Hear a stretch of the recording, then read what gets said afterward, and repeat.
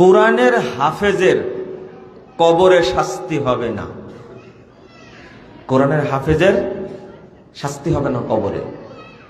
শাস্তি তো হবে না, হাফেজের বাপ মায়েরও শাস্তি হবে না। যখন কবর থেকে হাফেজ উঠবে তখন সরাসরি কোরআন তাকে স্বাগত জানানোর জন্য আসবে। রাসূল সাল্লাল্লাহু আলাইহি ওয়াসাল্লাম বলছে, ফালাম্মা ইনশাক্কাল কবর, যখন কবর ফেটে যাবে, কার রাজুল সাহেব, কোরআন তার কাছে যাবে ফ্যাকাশে একজন ব্যক্তি হিসেবে উপস্থিত থাকবে। কোরআন বলবে, হাল তারিফুনি, এই হাফেজ সাহেব তুমি কি আমাকে চিনতে পারছো? হাফেজ তো কোনোদিন এইভাবে কোরআন দেখেনি। তো বলছে, লা মা আরিফুক, আমি তোমাকে চিনতে পারছি না, তুমি কে? তো বলছে, কোরআন বলবে, আনা সাহিবুকাল কোরআনুল কারীম, আমি হলাম তোমার সেই দুনিয়ার সাথে কোরআনুল কারীম। কোরআন স্বাগত জানানোর জন্য আসবে কবরে। কবর থেকে নিয়ে কোথায় যাবে? এই কোরআনের হাফেজগণ হলেন আল্লাহর পরিবার এবং আল্লাহর বিশেষ মেহমান। আল্লাহর কাছে নিয়ে যাবেন তারা। সুবহানাল্লাহি ওয়া বিহামদিহি।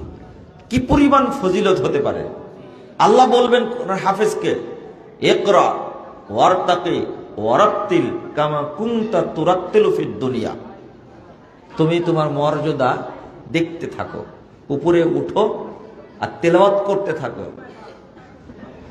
ফাইন্না মানজিলাক ইনদা আখির আয়াতিন তাকরাউহা, তোমার থাকার জায়গা সেখানে হবে যেখানে তোমার তেলাওয়াত শেষ হবে।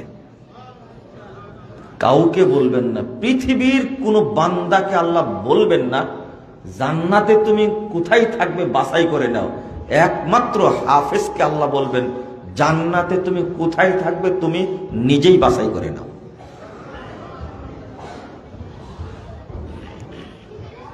কত ভাগ্যবান একজন হাফেজের বাপ মা, সমপরিমাণ মর্যাদা বাপ মাও পাবে।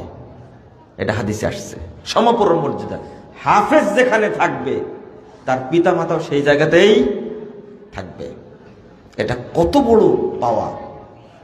কিন্তু দুঃখের বিষয় হলো, এই 20 জন ছেলেকে আপনি জিজ্ঞেস করেন, হাফেজদের তো দেখলাম না, এখানে জিজ্ঞেস যারা হাফেজ হয়েছে,